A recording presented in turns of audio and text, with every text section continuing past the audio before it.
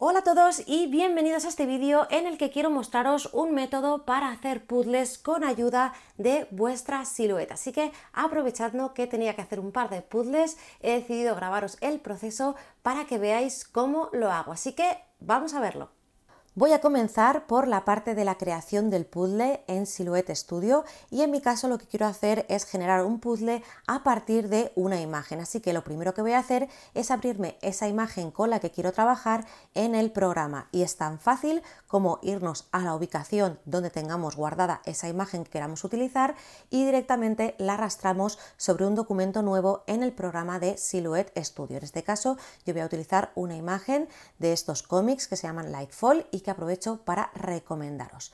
Bueno, pues en este caso la imagen es muy grande, así que voy a escalarla, mantengo proporciones y le voy a dar un ancho de 20. Y lo hago de este tamaño porque ya he hecho otro puzzle con la otra imagen y lo que quiero es sacar dos puzzles del mismo tamaño. Así que la imagen la podéis hacer y luego el puzzle en el tamaño que vosotros queráis. Bueno, pues ya lo tengo, esta es la imagen y ahora lo que vamos a hacer es crear el puzzle y en mi caso lo voy a hacer utilizando una herramienta que vamos a encontrar en algunos de los programas de pago de Silhouette Studio. Insisto porque esto es importante ya que solo nos aparece esta herramienta de creación de puzzles en algunos de los programas de pago de Silhouette Studio. Ya sabéis que Silhouette Studio tiene un programa básico gratuito que es el que descargamos cuando compramos la máquina, pero aparte tiene tres opciones de pago que serían Silhouette Studio Designer, Silhouette Studio Designer Plus y Silhouette Studio Business Edition. Y en este caso la herramienta de creación de puzzles la vamos a encontrar en los dos programas de pago superiores que serían el Designer Plus y el Business Edition. Así que importante que sepáis que para utilizar esta herramienta necesitáis tener uno de estos programas de pago. Yo en este caso tengo el Business Edition. Bueno, pues hacemos clic para abrir el panel de opciones del puzzle. Tenemos aquí la opción de rompecabezas y aquí lo primero que vemos es que podemos crear un puzzle o rompecabezas a partir de una forma seleccionada. Así que seleccionamos lo que queremos convertir en un puzzle y simplemente le damos a este botón y fijaros que ya nos aparecen esas separaciones que hacen que parezca un puzzle y lógicamente van a ser líneas de corte. Bueno, pues en esta ventana podemos también personalizar cómo queremos que sea ese puzzle. No tiene muchas opciones, pero bueno, sí que las suficientes para poder hacer puzzles diferentes. Lo primero que podemos modificar es el número de filas y columnas que lógicamente hará que el puzzle tenga más o menos piezas. En este caso voy a hacerlo de 5 filas y 6 columnas.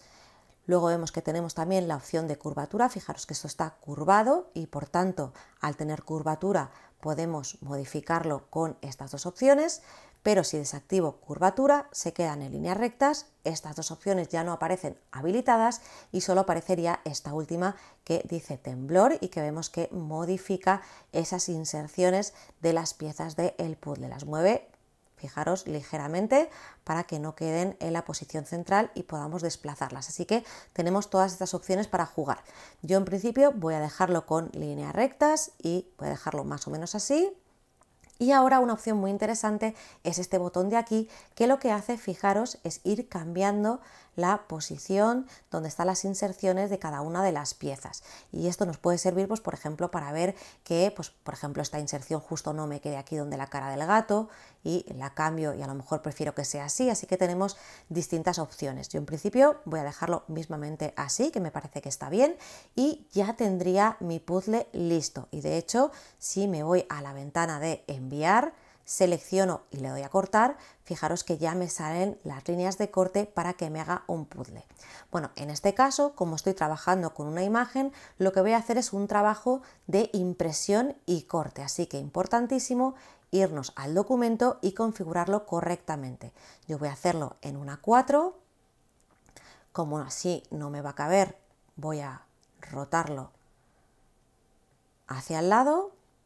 Vamos a irnos a las marcas de registro, las vamos a encender porque vamos a hacer print and cut, con lo cual tenemos que utilizar estas marcas. Posicionamos nuestra imagen con el puzzle en el área de trabajo y en este caso yo tengo también habilitado el sangrado de impresión, que nos va a imprimir más allá de los bordes por si luego corta un poquito desfasado, que no se note. Así que en principio ya tendría mi documento listo y lo que voy a hacer es mandarlo a imprimir a mi impresora y voy a imprimirlo en un papel adhesivo de acabado brillo. Así que vamos a archivo, imprimir, vemos que esté todo correcto y enviamos a imprimir. Bueno, pues como podéis ver, yo ya tengo mi documento impreso, que básicamente es la imagen con las marcas de registro, y os comentaba antes que lo he impreso en un papel adhesivo, que fijaros que es bastante finito, porque además lleva el papel trasero, así que es más fino aún, y lo he impreso en un papel adhesivo porque una de las cosas que voy a hacer ahora es pegarlo sobre un soporte un poquito más rígido, ya que lo que quiero es hacer un puzzle y me interesa que las piezas tengan un poquito de consistencia. Voy a hacerlo con el cartoncillo más fino que os recomiendo y con el que vais a poder utilizar la cuchilla que viene con la máquina o cualquier cuchilla de 1 milímetro. Este es un cartoncillo de unos 0,4-0,5 milímetros, veis que es bastante flexible y se parece a los de las cajas de cereales, así que lo que voy a hacer es pegar esto encima y luego lo enviaré a cortar a la máquina. Pero además, aparte de darle esta base, para que el puzzle sea un poquito más duradero, lo que voy a hacer es laminarlo. Sí que es cierto que este papel que he utilizado ya tiene un poco de brillo y le da ese carácter tipo como plastificado, pero en este caso lo que voy a hacer es ponerle un plástico encima, que además tiene un acabado holográfico, para que sea un poquito más resistente y para que si se le cae algo de líquido, pues no se corra la imagen. Así que, como decía, no solo voy a ponerlo sobre un soporte más rígido, sino que además voy a laminarlo. Así que bueno, voy a ir haciéndolo.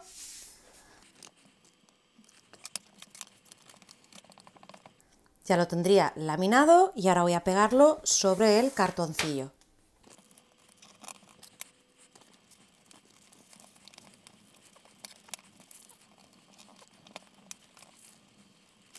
Bueno, pues ya lo tengo laminado y sobre el cartoncillo y ahora solo quedaría colocarlo en el tapete de corte y enviar a cortar. Y volvemos al programa de Silhouette Studio para irnos a la ventana de enviar y configurar todo lo referente al corte. Y en este caso tenéis que tener en cuenta a la hora de seleccionar la cuchilla, presión y velocidad los materiales que estéis cortando. En mi caso tengo el cartoncillo, encima tengo el papel adhesivo y encima tengo el laminado, con lo cual la configuración de corte dependerá de la suma de esos tres materiales que hayamos utilizado. En este caso, bueno, yo tengo aquí seleccionado madera prensada porque estaba buscando a ver si encontraba alguna similar, pero ya os digo que yo la configuración que voy a utilizar va a ser la cuchilla al máximo, al 10, voy a bajar la presión un poquito, pero vamos, 30-31, velocidad al mínimo, pases 3, y voy a activar el sobrecorte de segmento de línea, ¿vale? Para que no me redondee las esquinas y cuando llegue a una esquinita siga un poquito más y luego empiece por la siguiente. Así que esta es la configuración que yo voy a utilizar, pero como siempre os digo en mis vídeos, no os tiene por qué servir porque influye los materiales que estéis utilizando. Aunque utilicéis también cartoncillo, junto con el papel adhesivo y junto con el laminado, lógicamente esos materiales pueden ser de gramajes diferentes, tanto el cartoncillo como el papel adhesivo como el laminado. Así que mi recomendación siempre es que hagáis primero una prueba de corte y una vez que lo tenemos le damos a enviar para que nos lo corte la máquina.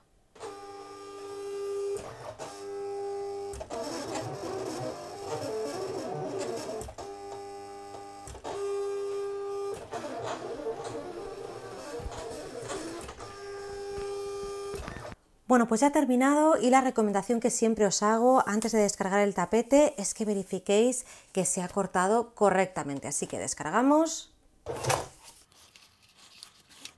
y fijaros que ya tenemos el puzzle completamente cortado. No voy a separar las fichitas ahora para que no se me vayan cayendo por todos lados, pero aprovecho para enseñaros cómo queda con ese laminado holográfico. Y aquí tengo el otro que he hecho, que es también con un laminado, pero que lleva tipo holográfico confeti.